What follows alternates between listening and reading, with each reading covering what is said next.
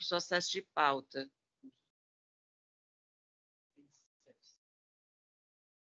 Eu queria só explicar o doutor Frauzio, né? Doutor Frauzio, não é só explicar, doutor Frauzio, é porque é o seguinte, seguindo aqui o artigo 92 do Regimento Interno, o julgamento dos órgãos do Tribunal de Justiça guardarão a seguinte ordem no que lhes for aplicável. Primeiro, vamos aqui para os pedidos de vista.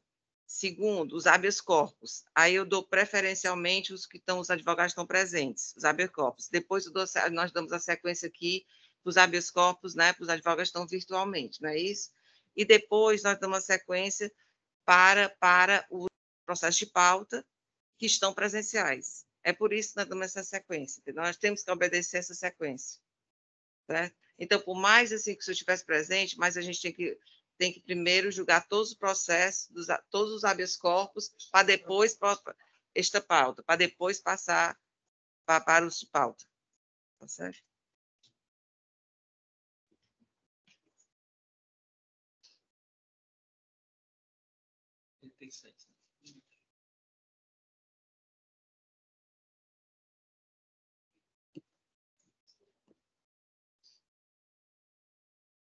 Quatro ponto 87, recurso em sentido estrito, 020 45 62, dígito 45, 2022. Recorrente, Lyndon Johnson Alencar da Silva, advogado Frauzio Fex de Oliveira Júnior. Relatoria da desembargadora Ângela Tereza Gondim Carneiro Chaves. Está em mesa? Sim, excelência.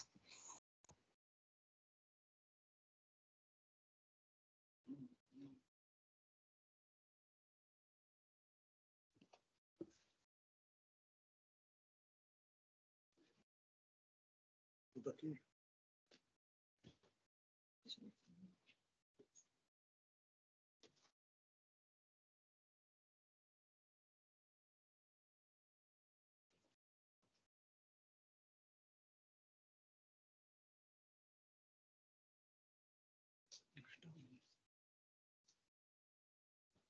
Doutor Frauzio, doutor Irã, você deseja a leitura do relatório? Dispensa, excelência, de minha parte. Dispenso também. Sim. Doutor Frauzio, o senhor está com a palavra, terá um prazo regimental de 15 minutos. Obrigado. Quero cumprimentar o egrégio tribunal, a eminente desembargadora Ângela Tereza, o doutor Ministério Público aqui, representado pelo procurador, a Defensoria Pública, a todos os presentes. O que nos levou ao recurso em sentido estrito foram as testemunhas, onde duas testemunhas, a testemunha X e a testemunha Y, não presenciaram o homicídio e, portanto, elas não são testemunhas oculares, restando apenas duas testemunhas, as testemunhas Z e a testemunha Marcelo. Então, essas duas testemunhas, as testemunhas X e Y, nós vemos que elas não foram oculares, não presenciaram o crime, tomou conhecimento apenas por populares. Isso está na folha 188. Já as testemunhas Z e a testemunha Marcelo são testemunhas oculares que presenciaram o homicídio. Todavia, observando as duas testemunhas oculares, são contraditórias as narrativas de forma contundente. E a verdade, ela pode ser fragmentada, ela não pode ser contraditória. O princípio da identidade diz que uma coisa não pode ser e não ser ao mesmo tempo. Aristóteles combate isso da dialética de Platão, embora fosse neoplatonista. Então, observando isto, percebemos claramente a contradição nas duas testemunhas, e essas duas contradições excluem totalmente o autor do crime, o acusado, melhor dizendo, retificando, o acusado Lyndon Johnson. Por quê? Porque enquanto a testemunha Marcelo diz que Lin Johnson, que é o acusado, estava na garupa da moto e com capacete, e que o que pilotava a moto com o acusado sendo garupeiro é que mandou outra pessoa que estava em outra moto, uma moto Bros, para executar a vítima. Já a testemunha Z, ela afirma que o acusado estava pilotando a moto e estava sem capacete. Aí eu volto atrás ao que eu falei, o princípio da identidade. Quem está falando a verdade? É a testemunha Z, dizendo que o Lin Johnson era o piloto da moto, ou a testemunha Marcelo, que disse que ele era o garupeiro e estava de capacete. Então, há uma contradição nas duas testemunhas oculares. Não estou mais falando das duas testemunhas X e Y. Até porque, como eu já falei, as testemunhas X e Y não presenciaram o fato, o homicídio. Já a testemunha Marcelo e Z presenciaram. E são colidentes as narrativas. Outra observação importante é que no dia do crime, o autor que foi acusado do crime, o suposto autor, retificando, ele estava de cavanhaque. Mas 2 dias antes do crime, o acusado, no seu perfil do Instagram, estava com a barba completa e fechada. Na oitiva, no inquérito policial, foi perguntado pela autoridade policial, o delegado, se a testemunha conhecia quem eram os populares que falavam que tinha sido o Lin Johnson. E as testemunhas X e Y não disseram. Da mesma forma, a testemunha ocular Marcelo, ele disse que não deu para saber, a testemunha ocular Marcelo disse que não deu para presenciar, saber se foi de fato o Lin Johnson quem matou, quem atirou na vítima. Já a testemunha Z, ela disse que viu o Lin Johnson sendo o piloto sem capacete, dar ordem para o outro atirar. Então, nós vemos aí a contradição. E a juíza de piso, em sua sentença, eu perscrutando meticulosamente esse processo várias vezes, eu fiquei admirado, com toda data vênia, que a juíza de piso, ela fundamentou nas duas testemunhas que não eram oculares. Ela fundamentou nas duas testemunhas. Eu pensei que ela estava fundamentando sua sentença nas testemunhas que eram oculares.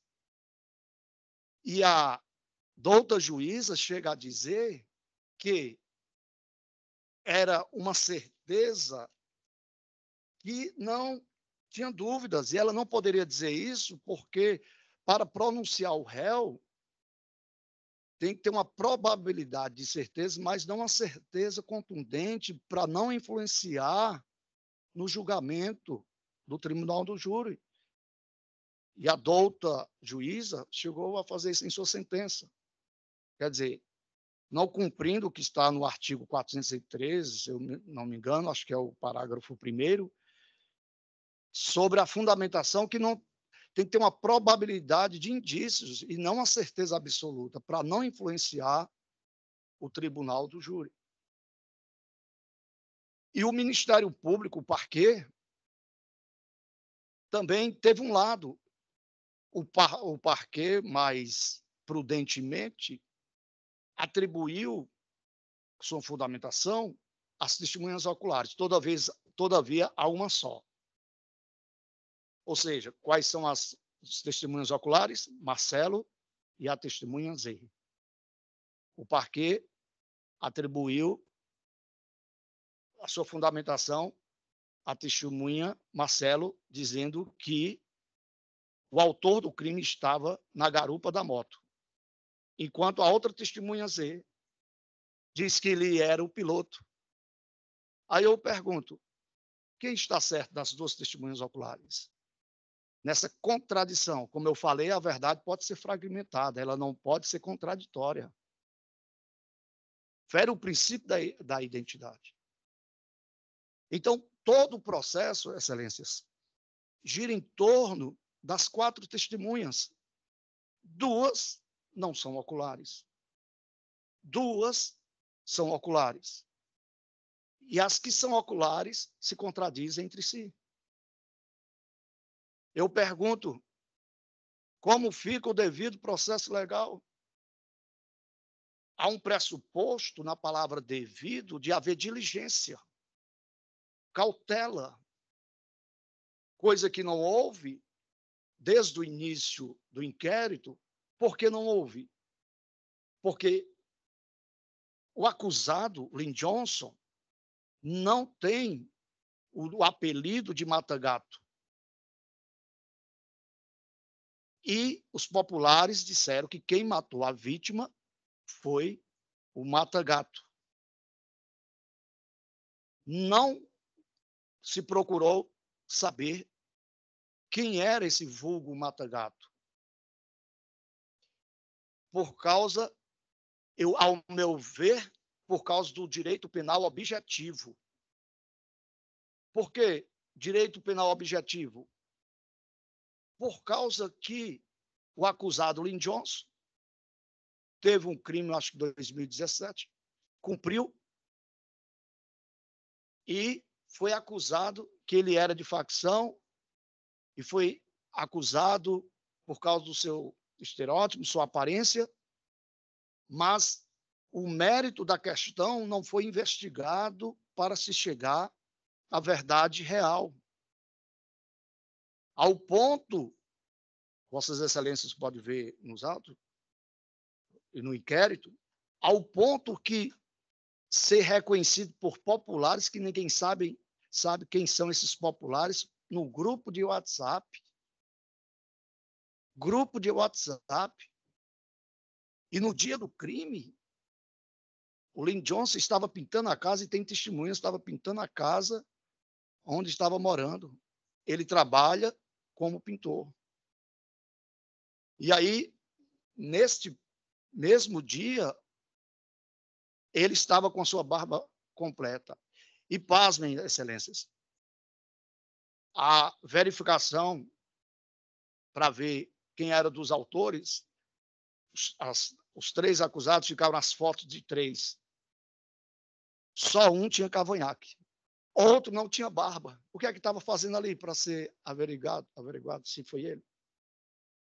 E o outro tinha um bigode ralo. Então, por lógica, se o acusado tinha um cavanhaque, então descarta aquele que foi apresentado sem cavanhaque. Por que está na foto um que está sem cavanhaque, sem barba lisa? Foi apresentado outro que só tinha um bigode ralo. E o acusado, o meu cliente, o único que tinha cavanhaque. E no dia do crime, estava com barba fechada, como temos as provas da... E temos fé pública autenticando a foto. Temos fé pública autenticando a foto, que no dia do crime, aquela foto é verdadeira, da barba completa. Logo, não havendo provas cabais para a pronúncia, porque o desdobramento da marcha processual foi desdobrado em análises que não concluíram. O delegado não sabe quem são os populares que falou, foto por WhatsApp, não tem a autenticação da foto, como fé pública, como nós temos na parte de defesa. As 4 testemunhas, 2 não eram oculares, não tiveram no crime, no momento do crime, não viram, não conhecem Lin Johnson, ficou descartado. As 2 oculares se contradizem entre si. Eu coloquei isso num recurso em sentido estrito. E o próprio Ministério Público, com todo respeito, data vênia, a juíza de piso, o Ministério Público se amparou apenas em uma testemunha, que foi a testemunha Marcelo, dizendo que era garupeiro. A outra testemunha, que era ocular, que viu, disse que ele era o piloto.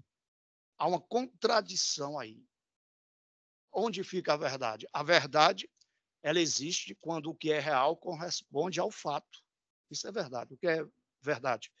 Eu digo que isso é um papel. Então, se o objeto papel corresponde ao que eu falei, isso é verdade.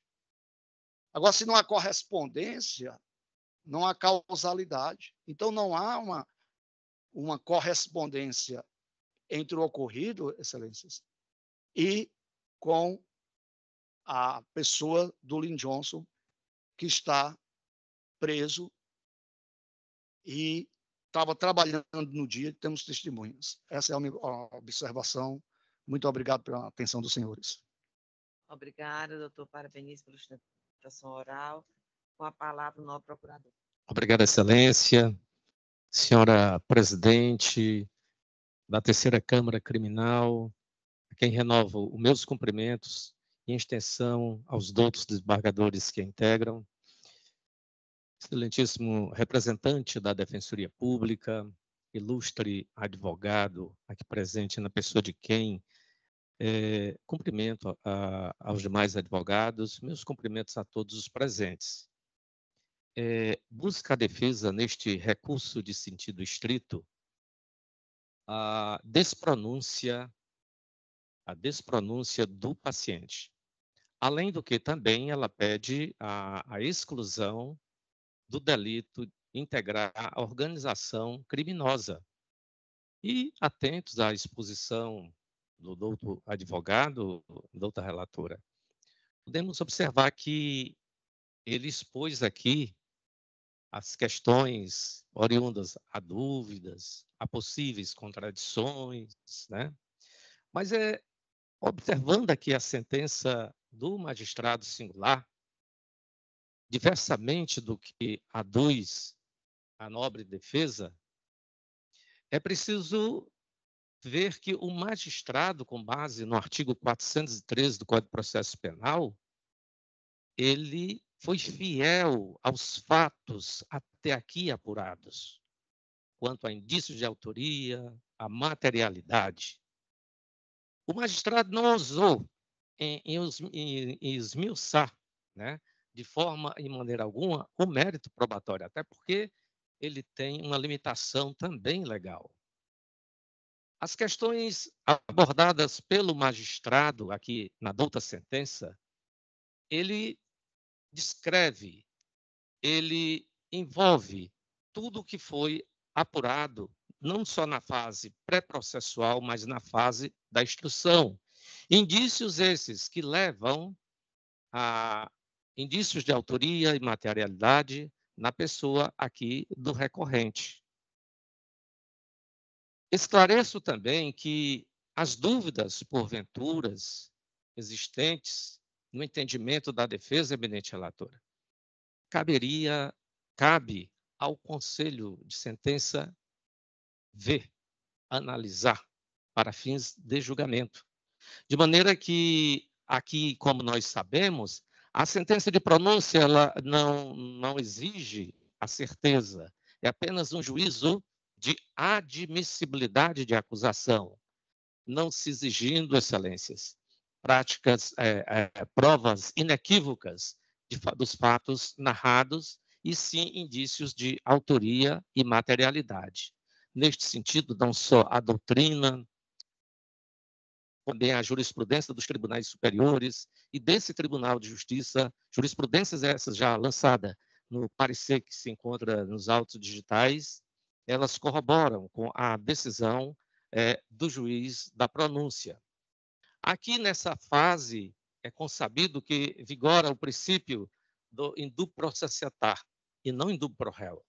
Portanto, mais uma vez, eu quero esclarecer aos doutos desembargadores, a eminente relatora, em que pese o esforço argumentativo da defesa, eles não merecem prosperar. Diante de tudo que até aqui foi apurado, manifesta-se o Ministério Público para que esta colenda Câmara Criminal negue provimento ao presente recurso. É a nossa manifestação, Excelência. Muito obrigada, doutor Irã. Com a palavra, as palavras. Desembargadora Ângela. Muito grata, Excelência.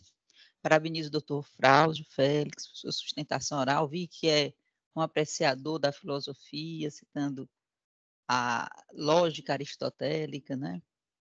E peço venha aos pares e ao Ministério Público para ler apenas a proposta de emenda, já que o voto estará disponível tão logo a sessão encerre. Insurge-se o recorrente Lyndon Johnson Alencar da Silva contra a decisão que o pronunciou como incurso em tese na conduta típica descrita no artigo 121, parágrafo 2º, incisos 1 e 4 do Código Penal e artigo 2º, parágrafo 2º da Lei 12.859/2013, a Lei de Organização Criminosa.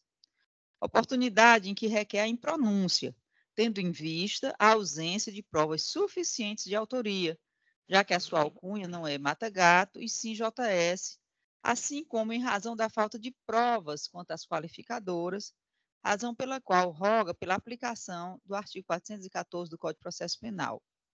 Postula ainda pela reforma da decisão de pronúncia para afastar o delito de integrar a organização criminosa por inexistirem elementos que demonstrem a configuração do delito. No rito dos procedimentos julgados pelo Tribunal do Júri, a pronúncia encerra o juízo de admissibilidade da inicial acusatória, dispondo o artigo 413 do Código de Processo que o juiz, fundamentadamente, pronunciará o acusado se convencido da materialidade do fato e da existência de indícios suficientes de autoria ou de participação no delito. No caso concreto, em que pese a argumentação trazida no recurso, a materialidade delitiva restou comprovada pela recognição visiográfica do local do crime, número 911/2022, e pelo relatório complementar a esta, pelo auto de apresentação e apreensão e pelo laudo cadavérico, o qual atestou tratar-se de um caso de morte real por choque hipovolêmico causado por lesões pérfuro-contusas em região torácica. No tocante aos indícios de autoria delitiva, o acervo probatório milita no sentido de imputar, em princípio, ao pronunciado a participação no delito, pois os depoimentos das testemunhas prestados no decorrer da fase inquisitorial e no curso da ação penal aduzem que o recorrente seria o condutor da motocicleta, na qual o autor dos disparos estava na garupa, além de ser a pessoa que, em tese, teria indicado a vítima para morrer, conforme se depreende dos depoimentos das testemunhas protegidas, tendo inclusive uma delas relatado que o pronunciado teria dito: é esse daí não, quebra esse aí, entre aspas, indicando a vítima do homicídio. Já a testemunha Z relatou que o condutor da moto estava sem capacete, razão pela qual viu seu rosto no momento do crime, e este seria magro e branco. E ao ser indagado sobre o seu nome ou apelido, respondeu Lyndon Johnson, o nome do pronunciado, ora recorrente. Sendo assim, é consabido que a absolvição sumária demanda por prova inconteste de que o acusado não seja o autor, tampouco tenha participado do crime, o que não se verifica no presente caso, para o momento, impondo-se a manutenção da decisão de pronúncia. No tocante às qualificadoras, há indícios suficientes de que o recorrente, em tese, participou da empreitada criminosa que ceifou a vida da vítima, pois conduziu a motocicleta, além de ter supostamente indicado a pessoa que deveria ser executada, tudo em função de rivalidade entre as organizações criminosas Comando Vermelho, a qual busca o domínio da região do crime que pertencia a Guardiões do Estado, agindo assim por motivo torpe e mediante ação que impossibilitou a defesa da vítima, já que o ofendido estava supostamente desarmado, conversando com uma das testemunhas protegidas, quando os executores se aproximaram de inopino e realizaram diversos disparos de arma de fogo, sendo a vítima alvejada por 5 projéteis, 4 na região cérvico-torácica posterior e uma cervical direita, consoante se depende do laudo cadavérico e das fotografias. O decote das qualificadoras só é permitido quando houver provas robustas de sua inexistência, Do contrário, seu exame deve ser delegado ao Tribunal do Júri em consonância com a súmula número 3 do Tribunal de Justiça do Estado. Além disso, sabe-se que, havendo conexão entre o delito de organização criminosa e o homicídio duplamente qualificado, artigo 78, inciso 1º do Código de Processo, deve aquele também ser analisado pelo Tribunal do Júri, o qual é competente por atração ao julgamento de todos os crimes, não sendo autorizado ao juízo singular realizar análise aprofundada de elementos de convicção sob pena de violar a competência constitucional do Conselho de Sentença. Diante do evidenciado, a decisão de pronúncia, nos moldes como foi proferida, é a medida que se impõe, cabendo ao Tribunal do Júri apreciar livremente as teses, a tese da acusação e as teses defensivas, dirimindo eventuais dúvidas, recurso conhecido e desprovido é como voto. Obrigada, desembargadora Ângela. Como vota a desembargadora Marlúcia? Acompanho a relatora, presidente. Obrigada. Como vota o desembargador Henrique? Obrigado, presidente. Aqui, conforme foi dito pela eminente relatora, bem como a defesa, tem duas testemunhas oculares e essa divergência, como foi bem lançada aí no voto da eminente relatora, deve ser dirimida pelo Cenáculo Popular. Adiro integralmente o voto da eminente relatora. Obrigada. Então, voto conhecido e desprovido. Ok. Bom dia.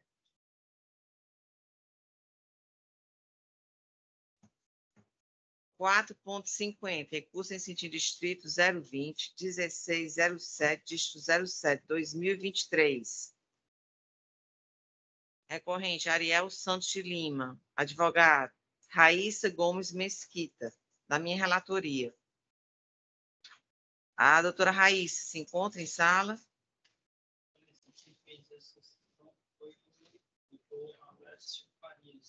Doutor Alessio Faria se encontra em sala?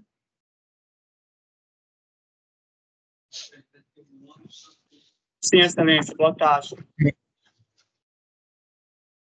Eu indago, doutor Alessio e doutor Irã. Vocês desejam a leitura do relatório? Tenha sua excelência. Doutor Alessio? Dispensa, excelência. Eu sou advogado do Luan, excelência. Recorrente Luan. E eu dispenso o relatório. Tá certo. Doutor Alessio, o senhor tem a palavra para a mental de 15 minutos. Obrigado, excelência. Primeiramente, boa tarde. Meus cumprimentos aos desembargadores aqui presentes, ao desembargador relatora, doutora Andréa Mendes Bezerra Delfino, à desembargadora Ângela Tereza, à desembargadora Marlúcia. Doutor Alessio, por favor, a gente vai só dar uma parada de uns 3 minutos, tá certo? Depois a gente retoma aqui. Tudo certo? bem. Vai ter que dar uma parada aqui, 3 minutos, tá certo? Mas é tempo que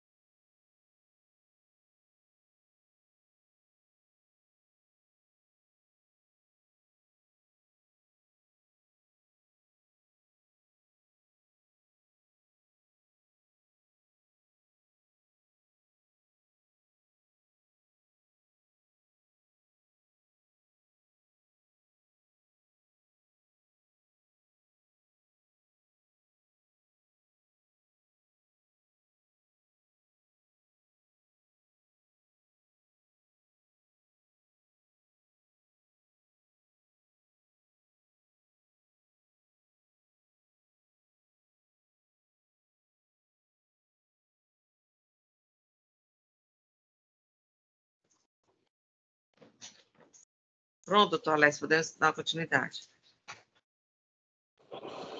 Obrigado, Excelência.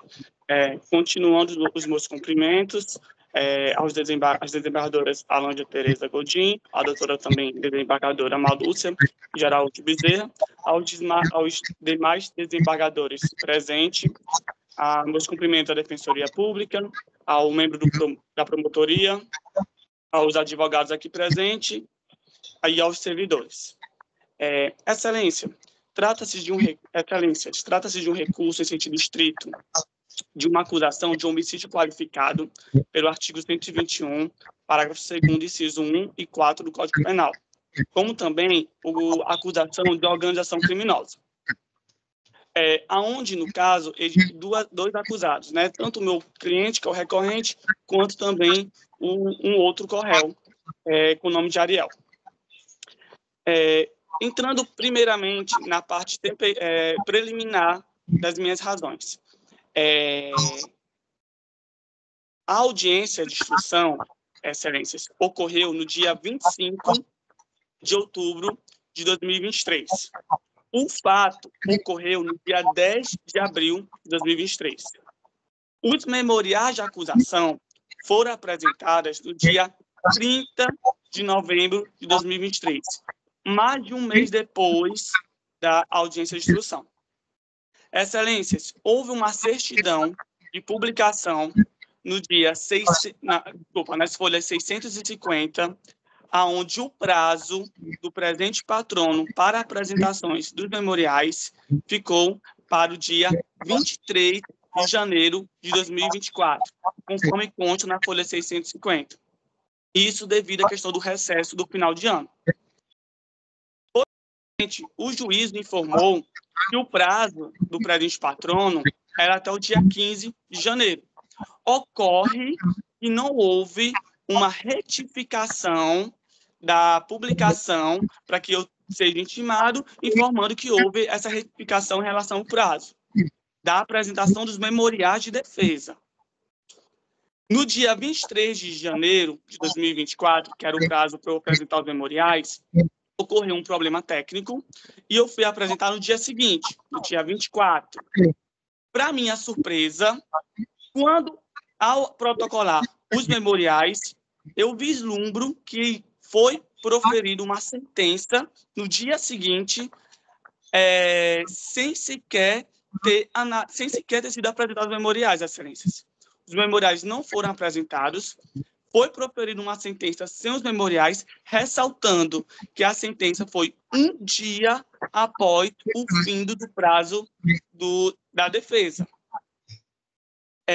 Aonde o magistrado entendeu não achar importante, questão aliás, ele colocou que era algo procedimental e por essa razão ia sentenciar seus memoriais, né? Excelências, duas situações merecem uma análise. Primeiro, o magistrado, ele colocou a sentença um dia após o fim do prazo dos memoriais, o que demonstra que já existia uma convicção, ou seja, o magistrado já tinha a sua convicção do que fazer em relação ao caso, se era pronunciar ou impronunciar, independente dos memoriais da defesa, porque foi apenas um dia após o fim do prazo da defesa, o que demonstra uma violação aos princípios do contraditório em ampla defesa, onde deveria ter sido demonstradas as razões da defesa para que o recorrente fosse, então, impronunciado. Ele também, o magistrado, o juízo, informa que é algo procedimental, mas, a Excelência, os memoriais não pode ser visto como uma situação procedimental, por conta que, em nenhum momento, o recorrente ele confessa os crimes. Em nenhum momento ele se declara culpado para poder seguir esse procedimento dos memoriais e sentença no primeiro grau para ir para o júri. Desde o início, ele se declara inocente. Então, a não apreciação dos memoriais de defesa, nesse caso, viola o princípio da ampla defesa e contraditório, aonde era para ser demonstrado as razões do meu cliente, que aqui é o recorrente, para que ele seja pronunciado. Assim, a defesa requer que seja anulada essa sentença e que os votos para o magistrado para que ele profira uma nova sentença, analisando o que foi colocado nos memoriais, as razões nas quais, né, merece a impronúncia, né? E aí que seja dado a sentença. Então, a defesa, preliminarmente, requer essa anulação com base nisso. Entrando no mérito, excelências, é importante ressaltar que, desde o início do processo, está havendo uma confusão de provas. Por se tratar de dois réus, um réu, desde o início, admite, né, o outro corréu admite que estava na hora do fato, que estava ali no momento, e nega o homicídio. Já o recorrente Luan, desde o início, informa que não estava no momento do fato, que não participou e não está no momento do fato. Inclusive, na audiência de instrução e julgamento, existem 4 testemunhas que informam que viram o recorrente em sua casa, que o viu na hora e no dia do fato, aonde ele estava, que não era na hora do fato do ocorrido. Existe apenas uma testemunha que ouvido em audiência, a testemunha chamada Ítalo Moraes, que inclusive essa testemunha tem antecedentes criminais, mas não vou entrar nesse mérito. Porém, esta testemunha fala que o Luan participou. Porém, em nenhum momento ele fala que o viu participando. Ele apenas fala que um padeiro lá próximo, tinha falado para ele, né, um ouvir dizer, informando que tinha visto o recorrente Luan na hora, no momento do fato, participando do homicídio, sem sequer colocar quais condutas o Luan fez para a participação, apenas que o viu. Enquanto isso, as outras testemunhas informam que ele não estava no momento, na hora do fato, que o viu na sua casa. Então, excelência, muito embora a análise aprofundada dos elementos probatórios seja feita somente pelo Tribunal Popular, levando em consideração em duplo processo etate, não se pode admitir, em um Estado democrático de direito, a pronúncia baseada exclusivamente em testemunho indireto, por ouvir dizer, como prova idônea, de pé para submeter alguém a um julgamento pelo Tribunal Popular, merecendo, assim, o recorrente ser impronunciado por conta de falta de indícios, falta de provas ali, elementos contundentes, para que possa ser levado a um tribunal do júri.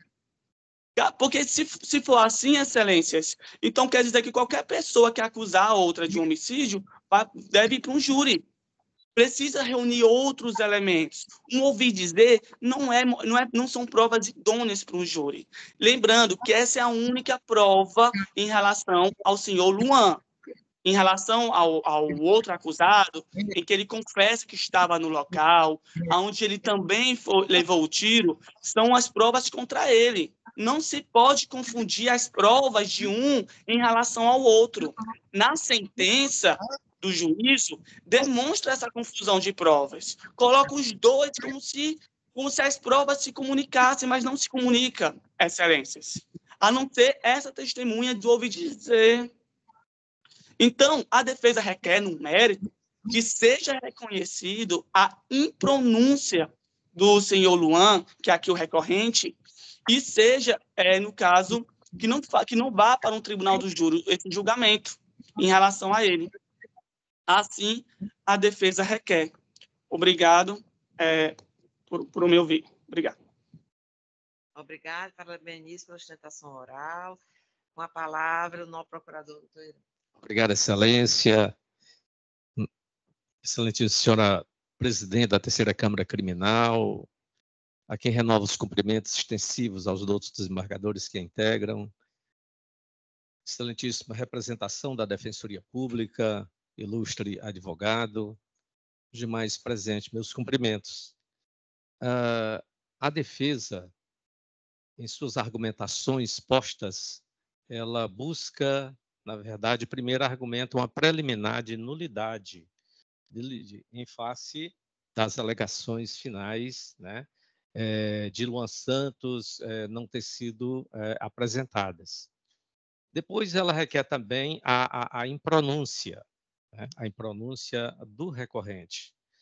Pois bem, é preciso que a gente volte, revisite o processo e veja que o parquê de origem, ele disse que ressalte que a patrona, na época de Luan, renunciou ao mandato no dia 16 de 11 de 23, mas foi constituído novo advogado, já no dia 20 de 11 de 23, o qual teve conhecimento da mantença das prisões preventivas dos recursantes, como também o prazo disponibilizado no Diário da Justiça Eletrônico de 14 de 12 de 23 para oferecimento dos memoriais. Prazo esse que foi bem amplo, com término só no dia 23 de janeiro de 24. Apesar de toda a ciência a respeito dos prazos, a defesa deixou de recorrer em habeas o interregno legal, nada requerendo e nada tendo sido apresentado durante o mesmo, vindo a sentença de pronúncia a ser prolatada apenas em 24 de janeiro de 24. Isso está nos autos, nas folhas 256 a 259. Desta forma, também, a defesa de Luan deixou de transcorrer também o prazo de 5 dias, nada apresentando, razão pela qual não há que se falar em nulidade. Tal questão foi, inclusive, confirmada na decisão de manutenção da pronúncia recorrida. E aqui, eminente relatora, tem aqui um trechozinho da decisão que diz: a defesa do réu Luan dos Santos de Lima deixou transcorrer o prazo de intimação sem que nada tenha requerido e apresentado conforme certidão de folhas 656, né? Portanto, aí a defesa deu causa, né? Nos termos da legislação processual pátria, não cabe à parte arguir nulidade que tenha, na verdade, dado causa, né? Porque tenha também ocorrido. Isso está proclamado lá no artigo 565 do Código de Processo Penal. Além disso, não pode o acusado deliberadamente optar por deixar transcorrer em habeas, né, o prazo para o oferecimento das razões finais escritas sobre o frágil argumento de estar amparado no rito estabelecido no Código de Processo Penal e, na sequência, argue a nulidade sem que, com isso, né, incidir em franco desrespeito ao princípio da boa-fé processual. Ademais, é preciso, e nós sabemos disso, é pacífico na jurisprudência que as alegações finais da defesa nos processos de competência do Tribunal do Júri não acarreta nulidade do feito, pois o juízo de impronúncia, pronúncia é provisório, não havendo antecipação aqui do mérito da ação penal. E, no parecer, tem aqui julgados dessa Corte de Justiça, e aqui cito uma do processo 013-807-1-25-2009-806, sequência 301, de autoria da nossa saudosa desembargadora Francisca Adeleneide Viana. Assim, não merece prosperar os pleitos de nulidade da sentença de pronúncia exarada no juízo singular, né? Quanto ao mérito, postula a defesa também a impronúncia sobre o fundamento da ausência de indícios e materialidade. Como é disso, a sentença de pronúncia limita-se ao juízo de admissibilidade, aqui dito já repetidamente, sendo bastante a verificação de indícios suficientes de autoria e materialidade do fato, devendo o magistrado evitar o aprofundamento e perquisição da prova, encaminhando, claro, a acusação ao cenáculo popular para a decisão. Vigora nesta fase, aqui desta fase processual, o princípio in dubio pro società, né? E de maneira que esse in dubio pro società ele é fundamentado tanto pela jurisprudência como também pela doutrina pátria. No caso concreto, os recorrentes alegam que a comprovação nos autos de autoria delitiva para análise dessa tese, né, a defesa disse que não havia provas, mas para análise dessa tese referenciada, mostra-se imprescindível o cotejo das provas escolhidas ao longo da instrução. A materialidade do crime está comprovada no laudo cadavérico de folhas 357 a 362, e demais prova ao longo da instrução. Quanto aos indícios de autoria, avultam os depoimentos prestados em juízo e de informações obtidas com análise da extração dos dados constantes nos aparelhos celular fornecido pela Márcia Matos Santos e a tia do Ariel, né? E isso também está nos depoimentos devidamente acostado aos autos. Como se vê, não remanesce a presença de todos os elementos necessários à formação do juízo de admissibilidade da acusação. Portanto, excelências, diversamente do que tentou aqui argumentar a defesa, contra fatos não existem argumentos, existe sim indícios suficientes necessários de autoria e materialidade aqui do crime posto, afastada, portanto, a preliminar de nulidade, diante de tudo que até aqui foi dito, manifesta-se o Ministério Público, excelência, pelo conhecimento e improvimento do presente recurso. É a nossa manifestação. Muito obrigado, excelência. Obrigado, Toirã. Eu vou aqui ler a proposta de emenda sem averbertação. Trata-se de recursos em sentido estrito interposto por Ariel Santos de Lima e Luando Santos de Lima, contra a decisão do juiz da 5ª Vara do Júri da Comarca de Fortaleza, que os pronunciou pela suposta prática dos crimes tipificados no artigo 121, parágrafo 2º, inciso 1 e 4 do CPB, combinado com o artigo 29 e 69 do CPB e os artigos 2º, parágrafo 2º da Lei 12.850, de 2013. O sistema processual brasileiro estabelece 2 etapas no procedimento especial do Tribunal do Júri, capitulado no artigo 406 a 497 do CPP, a saber, a fase do sumário da culpa, em que ocorre o juízo de admissibilidade da acusação, a fase de julgamento, o qual destina-se a julgar o mérito propriamente da ação penal pelo Conselho de Sentença. É sabido que, para a decisão de pronúncia, são necessárias a existência de prova convincente do delito e indícios suficientes de autoria, sendo aplicável, conforme a jurisprudência pátria, o princípio do indúbio pro societate, visto que, em caso de dúvida acerca da autoria delitiva, a mesma deve ser dirimida em favor da sociedade, admitindo-se a acusação. No caso em análise, constata que o magistrado apresentou fundamentação genérica na admissão das qualificadoras, uma vez que não expõe os motivos da sua convicção na pronúncia, ainda que de forma sucinta, os indícios da presença das 2 qualificadoras imputadas pelo parquet, limitando-se a citar argumentos genéricos que servem para justificar qualquer decisão. De modo igual, não vislumbro qualquer motivação para a admissibilidade do crime conexo previsto no artigo 2º, parágrafo 2º da Lei 12.850, de 2013, pois não existe qualquer vinculação aos fatos apurados em questão, inexistindo uma análise mínima dos elementos aptos a recepcionar o crime conexo. Dessa forma, não resta outra solução que não seja a desconstituição da decisão, com a declaração de nulidade de ofício da pronúncia, a fim de que outra seja proferida, com fundamentação adequada acerca das circunstâncias qualificadoras do crime conexo. Por consequência da nulidade declarada, resta prejudicada a análise dos pleitos recursais, devendo os autos retornar ao juiz de origem para a prolação de nova decisão, de forma fundamentada, dentro dos parâmetros legais constitucionais. Decisão de pronúncia declarada nula de ofício, prejudicada a análise do pleito recursal. É como voto. Como voto, desembargadora Ângela. Confirmo o voto provisório, excelência, acompanhando bem lançado o voto de Vossa Excelência. Obrigada por voto, desembargadora Marluz. Acompanho a relatora, presidente. Obrigada, então, decisão unânime, né? Decisão de pronúncia declarada nula de ofício, prejudicada a análise do pleito recursal. Obrigado a todos. Obrigada.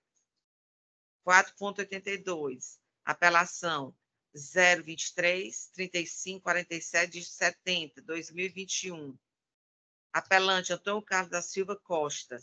Advogado Jader Aldrin Evangelista Marques. Da relatoria da desembargadora Ângela Tereza Gondim Carneiro Chaves. Está em mesa, desembargadora? Tá, excelência. Agora, Vossa Excelência viu o resultado? Ah, sim. Vou confirmar nesse resultado. Recurso de apelação de Antônio Carlos da Silva. Ah, sim. O doutor Jader Aldrin se encontra em sala?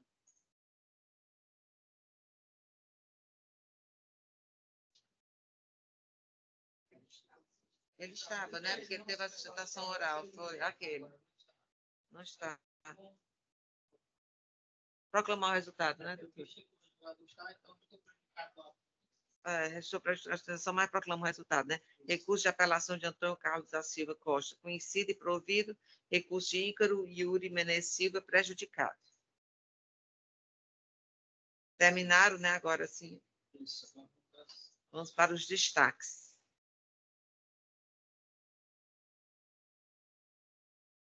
A apelação, o 4.77, apelação 020, 2631 de 79 de 2023, da relatoria da desembargadora Ângela. Está adiado, né, desembargadora Ângela?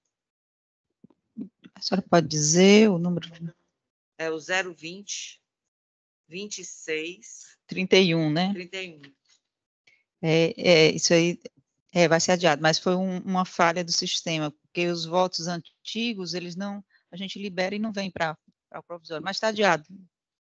Ok, adiado.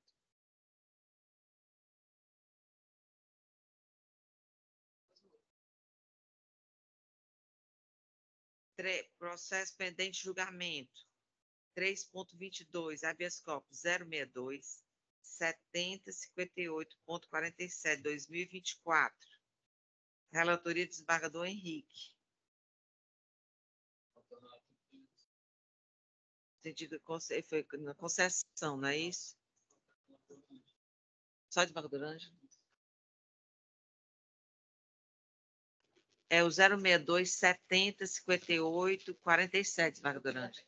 Com a palavra. Nesse habeas corpus, sob a relatoria do desembargador Henrique, ele está conhecendo e concedendo a ordem.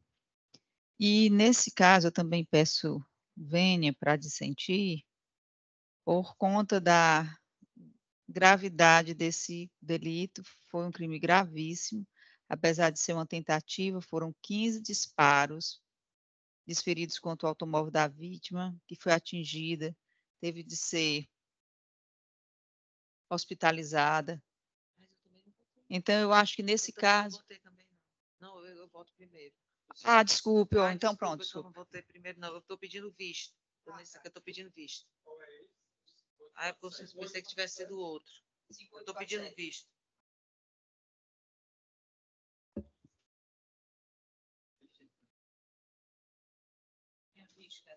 Pois é.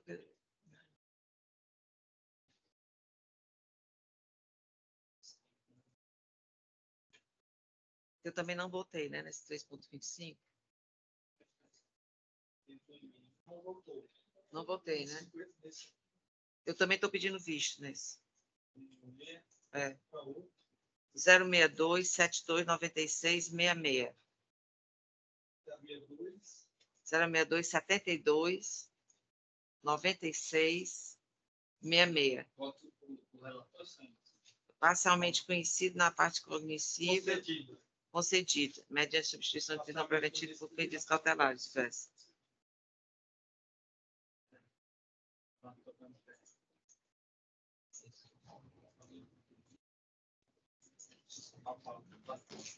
(4.1), apelação 00 107 59 dígito 04 2019.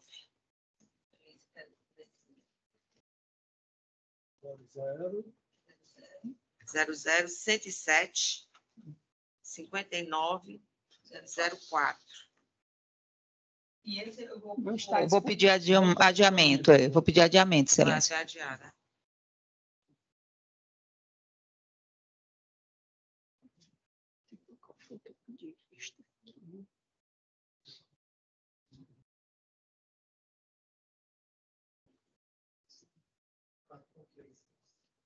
(4.3), apelação 021 84 13 03. Também da relatoria da desembargadora Ângela. Não votei. Eu estou pedindo visto. Está pedindo visto? Desembargadora Marcos pediu visto. Não houve tempo aqui. Voto da relatora foi recurso José Carlos Chimenez Filho, conhecido e parcialmente provido. contudo, sem reflexo na pena. Apelos Gabriel Domingues da Silva e da Ré Viviane Fernandes. Parcialmente conhecido e Parcialmente desprovido. conhecido e desprovido. Isso. Sim.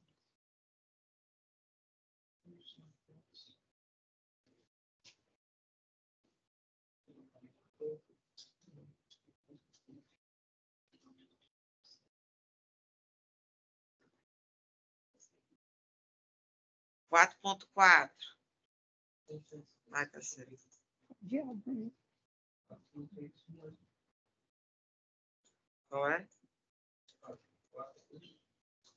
4.4 é o 00 50 631 73. Foi julgado? Foi julgado, Foi julgado, né? acompanhando a relatoria. Ah, tá. 4.5. Relação 00 15 354. É Ministro 13.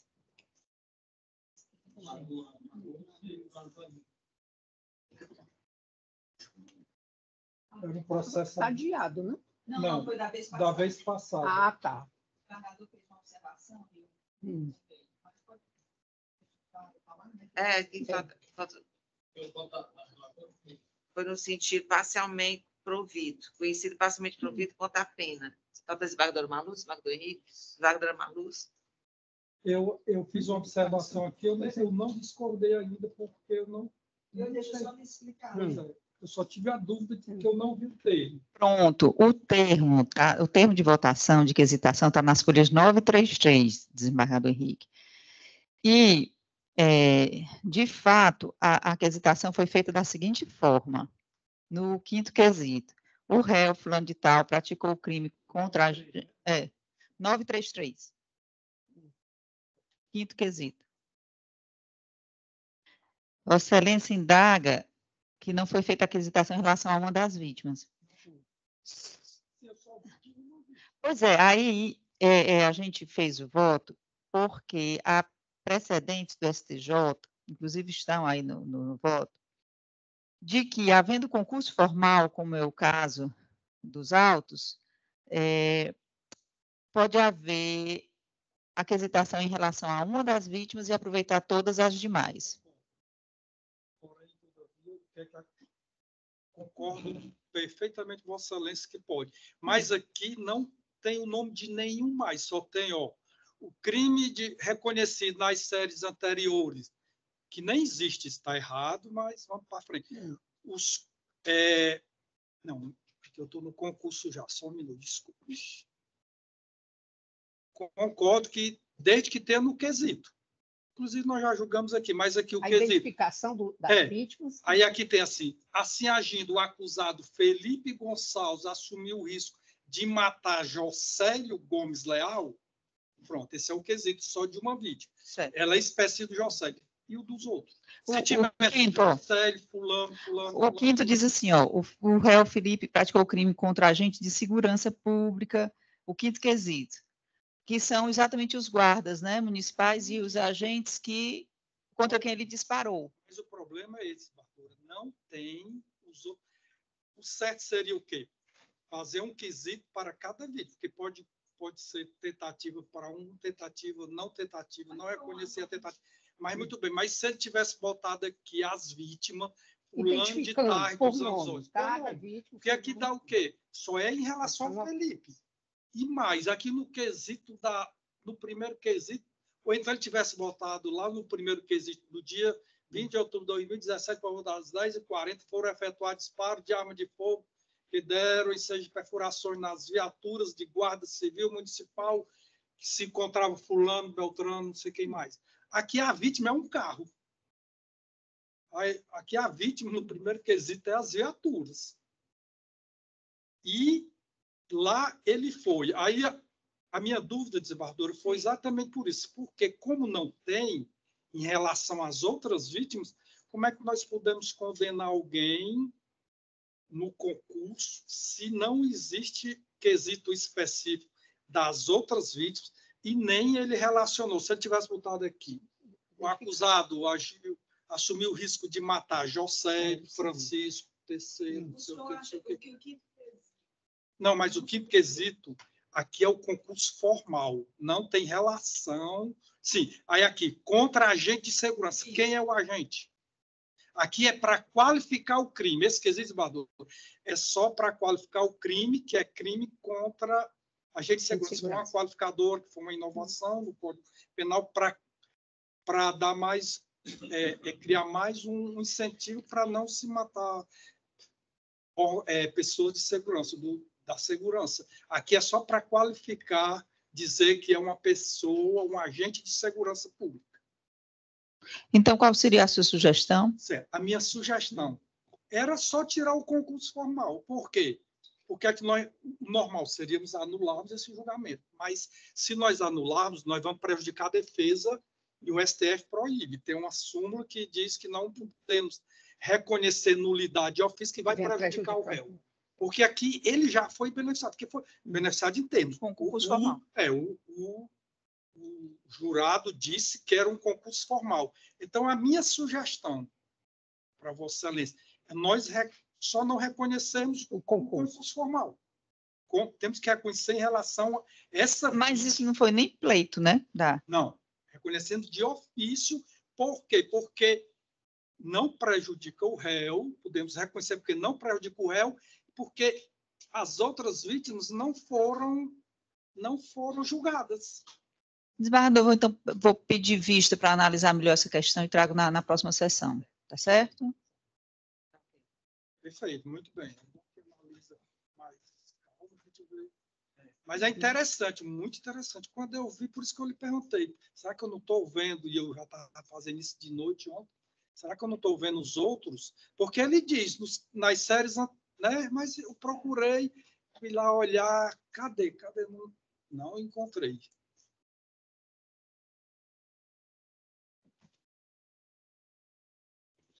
Boa providência, que aí, pensando melhor.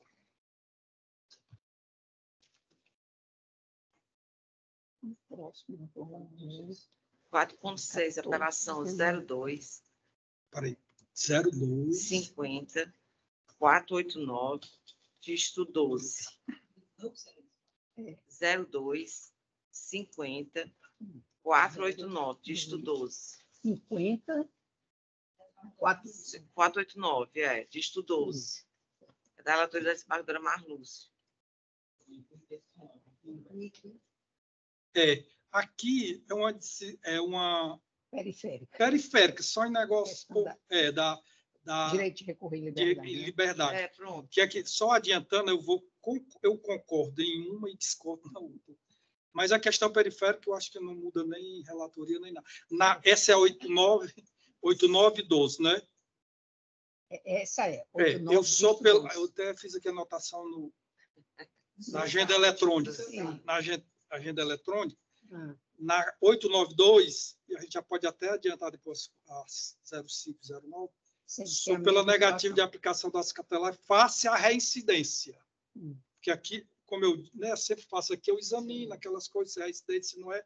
Então, aqui, nessa questão periférica, eu não sou pela a cautelar de vez da prisão. Já no 1525, que o assunto é o mesmo, que eu não votei, eu acompanho, porque primário, bons antecedentes, foi fixada no mínimo legal, todas as circunstâncias judiciais são favoráveis. Então, no 8912, nesse específico, a divergência periférica só em relação à aplicação de cautelar. Eu estava esperando exatamente o que o senhor me trazer, então eu acompanho a sua divergência. É só desembargadora para você colocar, né? Só perfeito. Só periférico também. Sim. A divergência é só essa.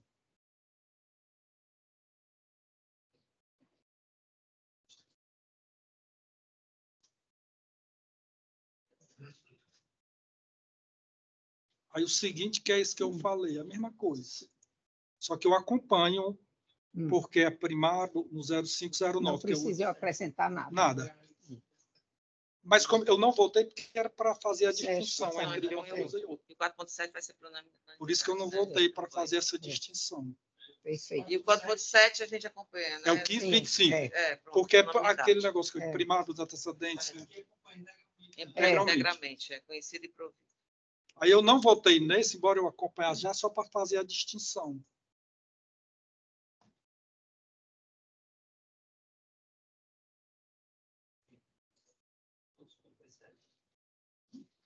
Quatro ponto 57, relação 022 66 44 19 da minha relatoria.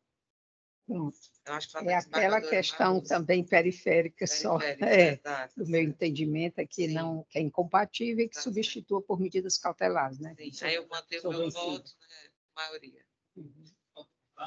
Não, só desembargadora Marlúcia. A desembargadora já votou.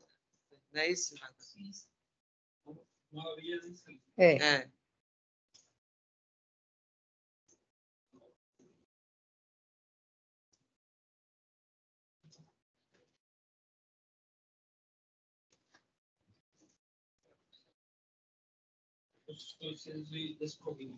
Exatamente, sentença confirmada.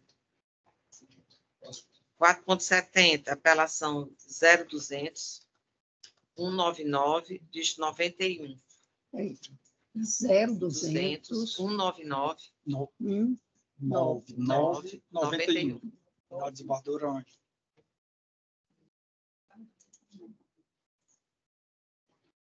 Falta o desembargador Henrique votar.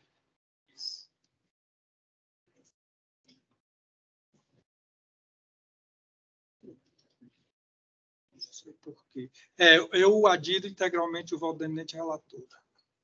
Então, por unanimidade. Reconhecido e desprovido. Sentença mantida. Agora. –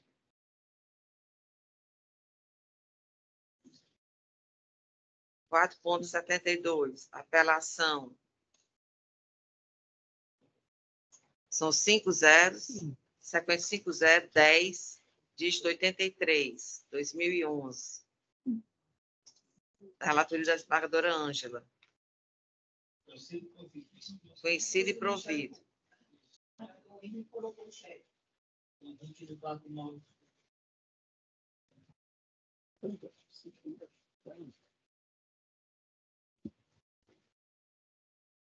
Esse eu fiz o queixo. Não está na agenda eletrônica, mas está aqui. Peço bem. O desembargador Henrique inaugurou aqui a divergência, né? Deixar claro, né? Desembargadora Marlúcia. Sim. Porque o entendimento dele também é o mesmo entendimento. Esse aqui, né? é um caso que tem muita dúvida aqui no tribunal, inclusive no STF. Mas o meu entendimento aqui sempre foi no sentido que não cabe apreciar a apelação com base desde da Lei 11.689, com fundamento naquele artigo, que esse 93, 3D, contra a prova dos autos, depois da inovação da Lei 11.689. Na sessão, ela também é muito apertada, eu já fui vencido, uma vez fui vencedor no outro sentido, porque muda a composição, né? Aí lá começou só comigo a desembargadora Marlúcia, depois desembargador Mário também aderiu, a desembargadora Rosilene, a desembargadora André, uma oportunidade, a desembargadora Ângela sempre diverge e tem respaldo para isso também. Mas, ultimamente, desembargador, e foi afetado esse tema, porque tem as duas turmas, afetou o tema, mas não foi decidido. Mas o que está acontecendo, e eu trouxe aqui até umas decisões bem recentes, de que as duas turmas, doutor Irancídio, as duas turmas desembargadoras estão decidindo no seguinte, indo com essa tese de que não pode ser mais apreciado com fundamento no artigo 593D, 3D, do CPP. e eu vou ler aqui, tem decisão do ministro Dias Toffoli, vou ler só aqui de alguns, agora, de 23, o que é que ele diz aqui? Eu vou ler só aqui bem rapidinho. Ambas as turmas do Supremo Tribunal Federal, desembargadora Marluce, em vista do artigo 483, parágrafo 2º, que é aquele que criou o quesito genérico da absolvição, no qual prevê a formulação de quesito obrigatório e genérico de absolvição de réu pelo júri, já decidiram ser incabível determinar a realização de novo julgamento partindo-se da premissa segundo a qual estaria a decisão de absolvição dos jurados com base no quesito genérico, contrário aos elementos probatórios dos processos precedentes, a absolvição pelo tribunal com amparo no quesito ao 593, 3D. Isso aqui é uma decisão do Dias Toffoli, que o redator do acordo foi o ministro André Mendonça. Como lá também tem essa mesma decisão nossa que é apertado, né? Muito apertado a decisão, mas o que está prevalecendo ultimamente, a decisão de 24 de outubro de 2023, o que está prevalecendo mesmo é que as duas turmas, embora ainda não tenham decidido a afetação, estão decidindo no sentido que teve com a absolvição do quesito genérico. É incabível. É incabível, porque pode absolver, segundo eles, por qualquer motivo, até clemência, qualquer que seja. Aí também tem um aqui que também não vou ler, mas tudo nesse sentido. Aqui, várias jurisprudências do... Aqui de quando é... do André Mendonça de novo, várias do André Mendonça, que é ministro novo, né?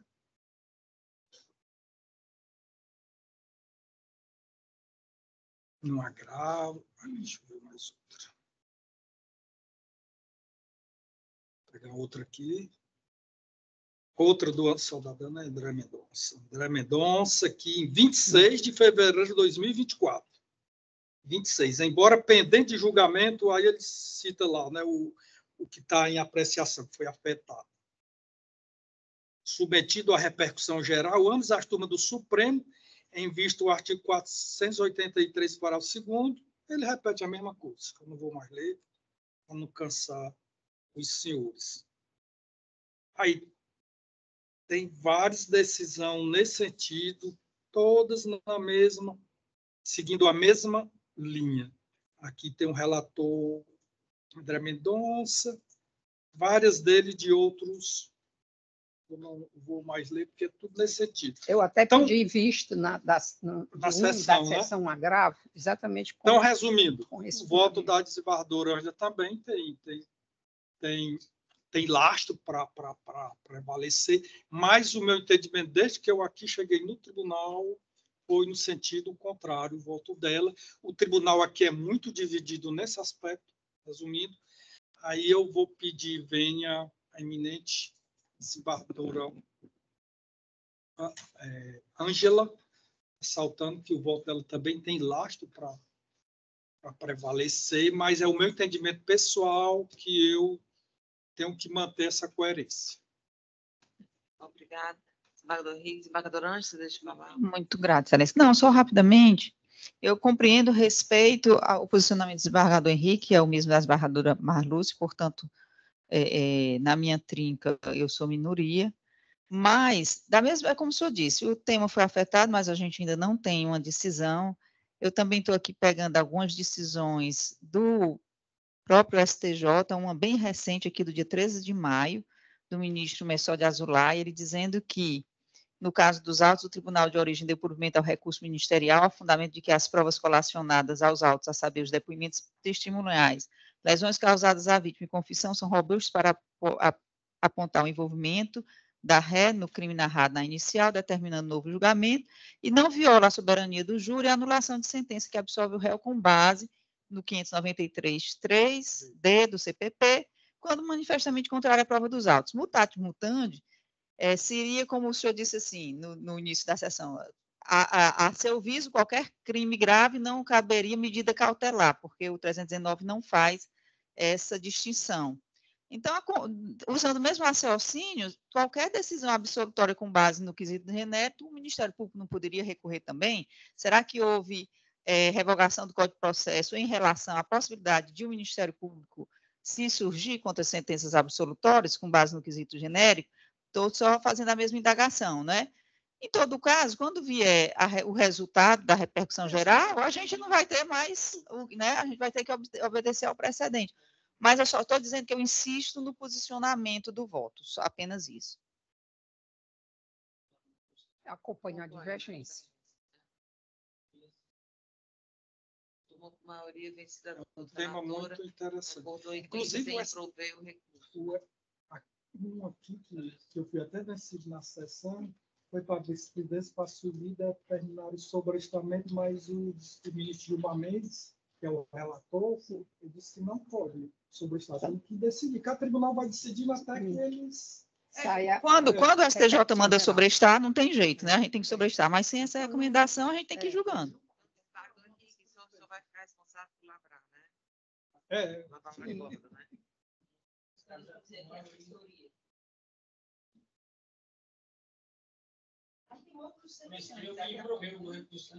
Como?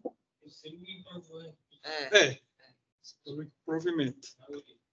4.75, apelação 0200, 537, de 98, 2022. Como é 0200? 0200, 537.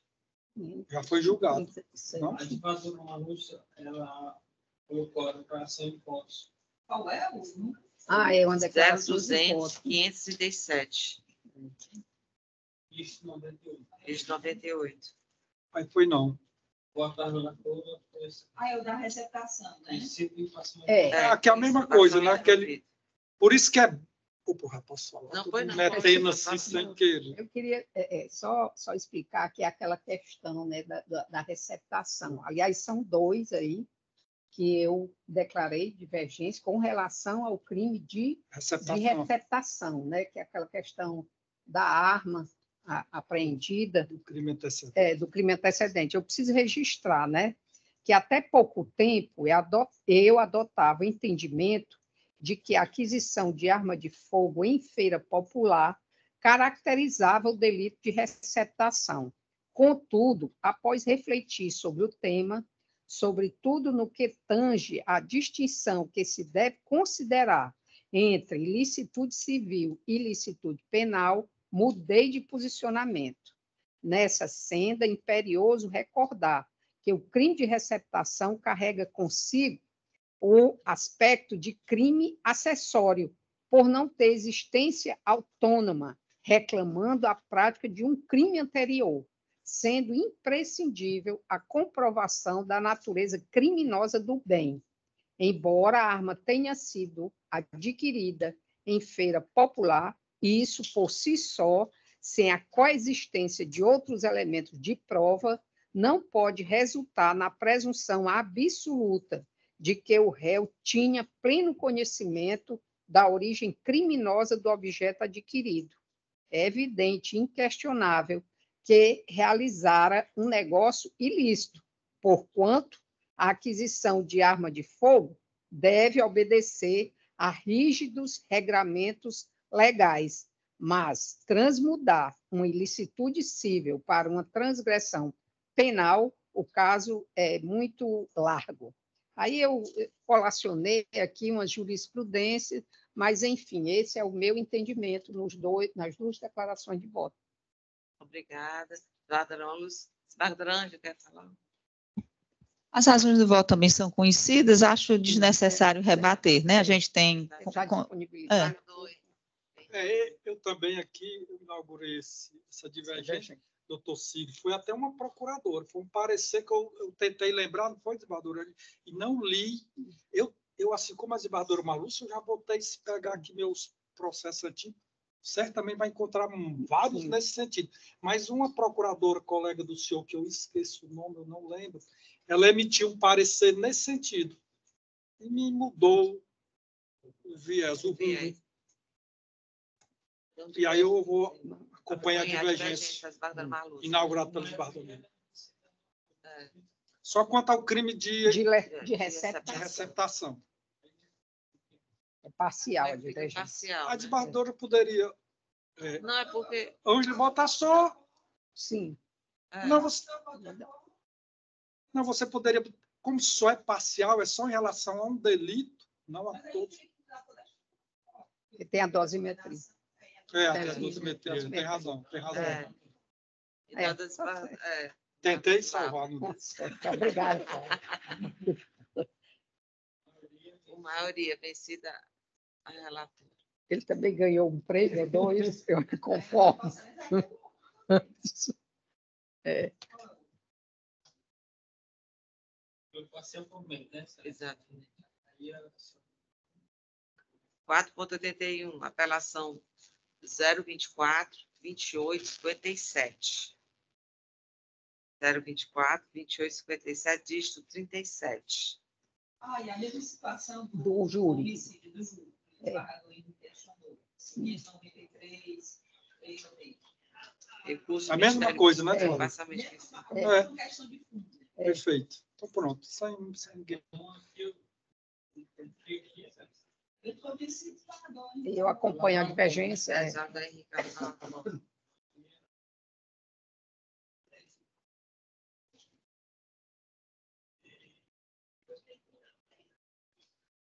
Não, desembargador, ó, aqui é diferente. Sim. Trata-se de recurso de apelação contra Recurso ministerial. Né? quem pronunciou. Aqui é impronúncia. Aqui não é aquele. Aqui é impronúncia e aqui é impronúncia. Não é julgamento pelo tribunal. Aqui é júri. Tem um júri e o tribunal do júri. Aqui é só júri. Não chegou no tribunal ainda. Só chega no tribunal do júri quando tem a pronúncia. Contra a sentença de pronúncia.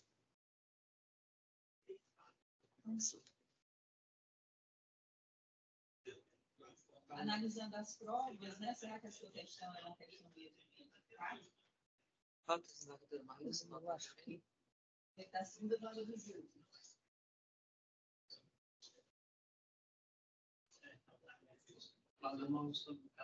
faltando os dois votar.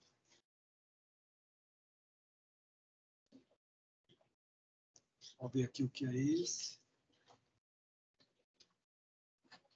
Aqui é pronúncia, aqui é diferente. Aqui é porque tem uma testemunha. Eu posso falar? pode.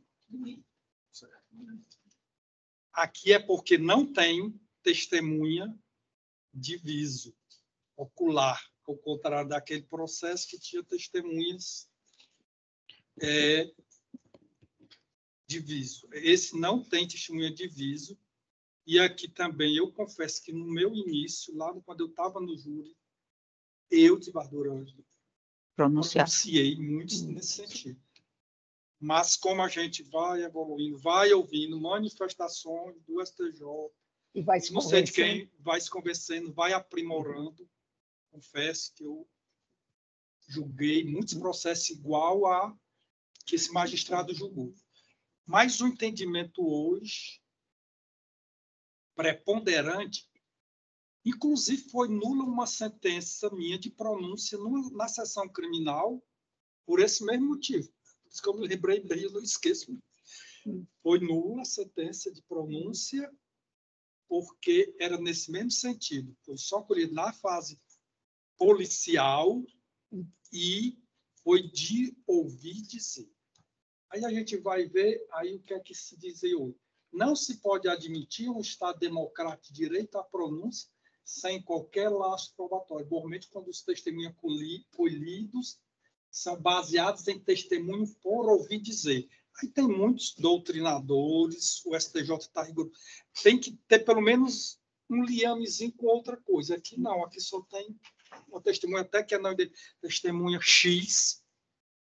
E ela, mesmo sendo essa testemunha, ela disse que ouviu falar que um cometeu, o outro não cometeu o crime. Então, eu achei meio pesado para se pronunciar. E como eu disse, o entendimento hoje, eu trouxe aqui até, do STJ, inclusive do Rogério Schietti.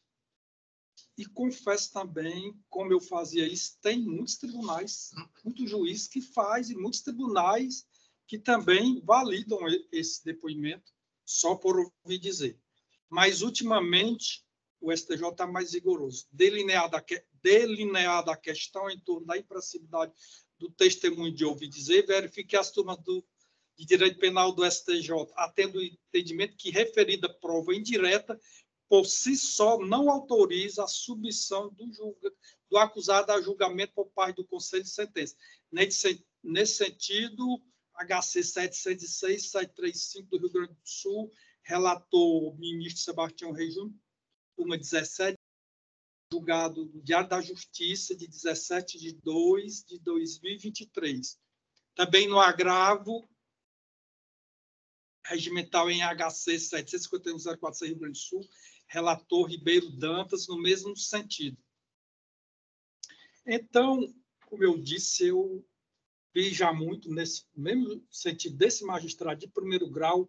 Quando cheguei aqui também validei algumas pronúncias nesse mesmo sentido, mas eu também evoluí nesse sentido, aprendendo aqui com os colegas, e cheguei à conclusão que não devo validar uma pronúncia por ouvir dizer, como diz aqui o Rogério Schietti, mesmo porque a gente diz, não, mas na dúvida vai para... Aqui não é questão de dúvida. Mas é um peso muito grande. É um peso muito grande. Vai ser e submeter a um juiz, Bardura Ângela, um leigo. Se fosse nós, fôssemos julgar o togado, eu até admitiria, mas é um leigo. Para ele, o que está exposto ali, aquela pronúncia, pode até ter até uma certa veracidade para ele. Oh, se ele está aqui, é porque é alguma coisa. Assim, então, vai ser julgado por leigo. Então, como a senhora disse, eu acho muito pesado, e entendendo esses novos posicionamentos do tribunal, também não digo que o voto da desembargadora Ângela não tem lastro, pelo contrário, tem demais. E o bom no direito é isso, porque o mesmo fato várias pessoas observam por maneiras bem diferentes. Então, pedindo vênia à desembargadora Ângela, eu vou divergir e manter a decisão e dar improvimento ao recurso do Ministério Público. Ângela. Pois não. Desembargador Henrique, é porque aqui eu entendi, como de fato, relendo aqui o voto e relembrando o fato e voltando aos autos, não sei se Vossa Excelência viu as fotografias desse homicídio, a vítima foi toda esquartejada, não é? Gravíssimo, né? Então, mas a testemunha X, olha, a testemunha X, é isso que eu digo, ela protegida, ela não a demonstração aqui não é prova de ouvir dizer, não. A polícia foi lá no local do delito, lá na Barra do Ceará, fez um levantamento bem minucioso, e a testemunha X, em juízo, confirmou a participação de todos os acusados, à exceção de Eric Luide Cavalcante, Preguinho, e Tassiano Oliveira dos Santos do Nascimento, Cassiano. Este último, que inclusive não foi nem pronunciado e nem houve interposição de recurso, porque o próprio Ministério Público pediu a despronúncia desse Tassiano.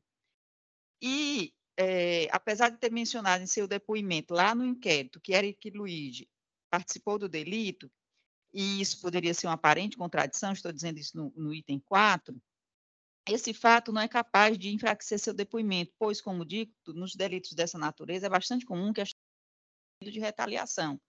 Não obstante, entendo que constitui indício de autoria delitiva também em relação a Eric Luide Cavalcante as informações prestadas pela testemunha X em sede policial, acerca da participação do acusado, confirmado pelo depoimento dos policiais civis participantes das diligências. Em juízo, eles em juízo disseram detalhadamente como foi que chegaram a essa autoria, no sentido de que o acusado foi o responsável pela execução e esquartejamento da vítima. Diferentemente do entendimento do magistrado Acol, os relatos da testemunha X, mantidas sob sigilo, não podem ser considerados como de ouvir dizer. Isso porque, apesar de não ter declinado o nome da pessoa que lhe falou sobre os fatos, a fonte originária, afirmou tratar-se de um dos acusados, quem teria dito, e que todos eles, os réus, ficaram contando e se gabando. Então, e continuo aqui dizendo, né, além da submissão de seu depoimento ao crivo do contraditório e da ampla defesa, ele disse isso em juízo.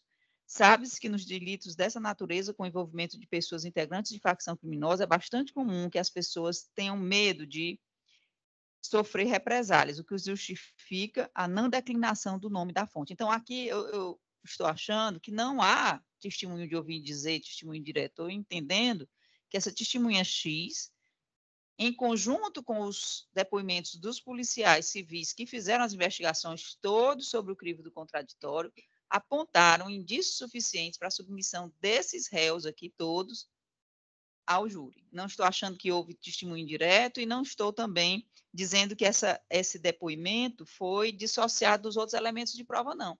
Os elementos de prova judicializados, que foram os das declarações dos policiais civis, apontam para o momento de pronúncia para um juiz de admissibilidade para essa possibilidade de levar todos esses envolvidos a júri. Foi isso que eu vi, não tô vendo o testemunho direto aqui, não. Estou vendo uma testemunha que é protegida e que muitas vezes, Vossa Excelência sabe, né, que hoje em dia uma das maiores dificuldades para se apurar esses crimes de homicídio é encontrar testemunha, né? O que demanda da polícia hoje, uma exigência de um trabalho investigativo, como foi feito aqui. Se vocês se debruçarem aqui nos autos, os policiais civis fizeram um trabalho que eu acho que é suficiente para o momento, mas acolho a divergência e a colegialidade. Sem polemizar com o desembargador, que também tem. Exatamente. Aqui ninguém presenciou, que é um crime horrendo, não tem o Nemel esquartejou, tudo não sei o quê, mas o meu estilo de julgar, não é porque é um crime horrendo que eu vou pôr minha digital em qualquer um tirado. Pode até ter sido eles. Aí o que é que eu vejo da falha? Disseram que uma mulher aqui, né, ligou. Eles ligaram para a mulher para perguntar o que fazer, a possível mandante. Por que não se pediu quebra de sigilo telefônico dessa pessoa? Investigação mesmo, uma investigação maior. Profunda. Então, se tinha telefone, por que não se pediu? Que eu estudo. E aí colheu um indício que já não era só. Mas hoje tem só depoimento da testemunha X, que não presenciou, ninguém presenciou, e mesmo essa pessoa disse que que o Eric, não teve nenhuma participação. Não teve. Aqui. Sendo pronunciado. Para pronunciar, do parcial provimento para pronunciar Eric. Eric, a testemunha X, disse que ele não teve nenhuma participação. Então, como é que eu vou mandar num bolo assim? Todos eles, repito, é um crime horrendo. Mas vamos para frente. Bárbara Marlúcia. Acompanha a divergência. Com a divergência, sim.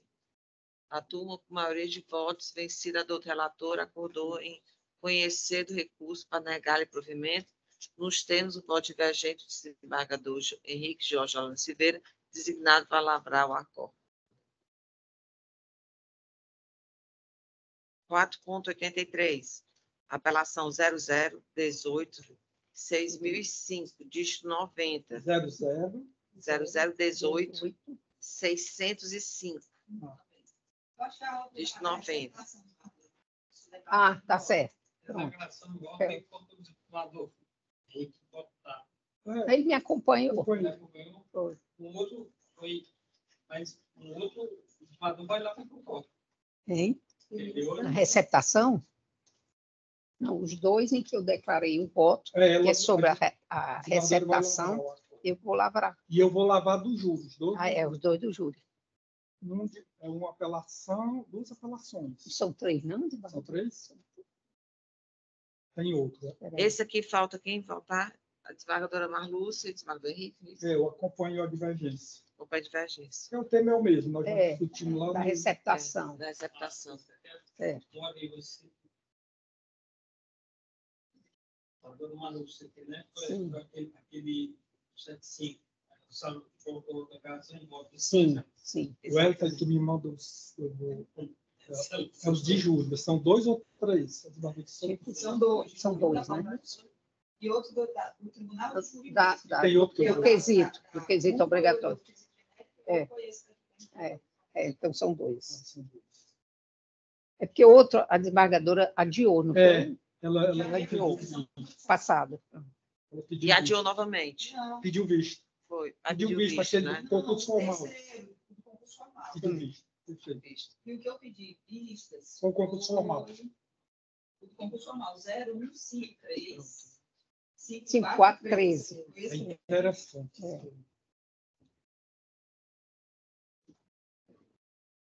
Pronto.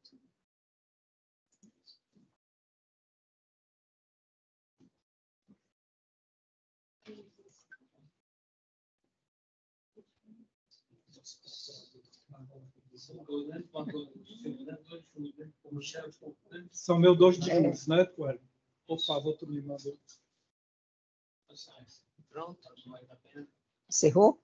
Encerrou? Encerrado. Deseja o colega que deseja se manifestar? Pois não. Deseja manifestar, doutor Cid? Pois é, sua palavra. Desembargadora, André, prazer, obrigado por conceder a palavra. Desembargadora André, desembargadora Marlúcia, desembargador Henrique, desembargadora Ângela. Em primeiro lugar, queria agradecer às novas desembargadoras e desembargador por esse acolhimento. Ontem, no final da tarde, tive notícia de uma convocação através do presidente Zimbada Belardo, e formado, então, um clima com bastante responsabilidade. Eis que, de imediato, me apresentei ao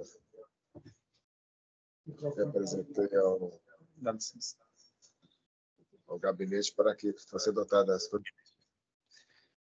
Em primeiro lugar, peço licença por ter vindo com dorsal vermelho, mas assim o vim, me permita, propositadamente.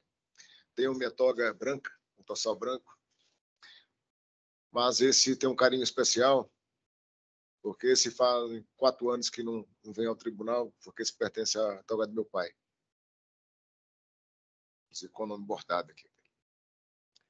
E ia manifestar até anteriormente, porque já começou a sessão e já que vim em desacordo mas não vi oportunidade, não quis atrapalhar. Mas nas subsequentes, com certeza, quis apenas marcar esse momento. Em relação... desculpe, doutor Irã, me perdoe, presta aqui, querendo nem adentrar o tempo. Tá? Sou juiz só no civil há 24 anos, né? Mas, vendo toda essa movimentação, aprendendo com a aula aqui de Vossas Excelências, as caixinhas da memória que estão se abrindo durante toda a minha experiência do crime, como eu trabalhei toda a minha vida inteira magistrado no crime, muito em Caucaia, muito tribunal de júri, muito crime. E aquelas caixinhas vão se abrindo e lembrando aquela... Quero dizer para Vossas Excelências que conto com a paciência. Quero aqui aprender. O tempo que aqui estiver e puder emprestar meus parcos conhecimentos, experiência, maturidade. E assim o seja especificamente dentro do pensamento, dentro da solidez, dentro do que a Câmara trabalha, dentro exatamente... Foi muito importante essa participação, mesmo sem estar trazendo nenhum processo, para compreender, para entender a dinâmica desse procedimento, que levará tempo ainda, de outro procedimento, até isso, mas com certeza, até a própria desembargadora Ângela, que ainda perguntou umas coisas a ela. Mas, acima de tudo, a questão material, processual e material, do entendimento da Câmara, isso é o mais importante. Para que as decisões que sejam adotadas, sejam isoladamente em sede interlocutória, ou sejam trazidas aqui, elas sejam trazidas exatamente nos termos do entendimento da Câmara. Estou aqui para trabalhar em consonância. Não estou aqui para fazer malabarismos ou qualquer ilações. Estou aqui para somar e emprestar minha experiência e bagagem torcer para a recuperação cada vez mais rápida da nossa colega, a desembargadora Rosilene. E pedir a compreensão de Vossas Excelências, né?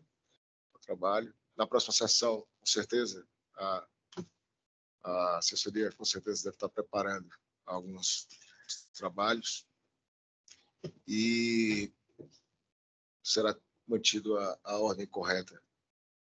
Quanto a mais, eu fico à disposição para as correções, ajudas, as devidas, com muita humildade, para os apontamentos daquilo que eu estou aqui para aprender com toda a sapiência de Vossa Excelência. Muito obrigado.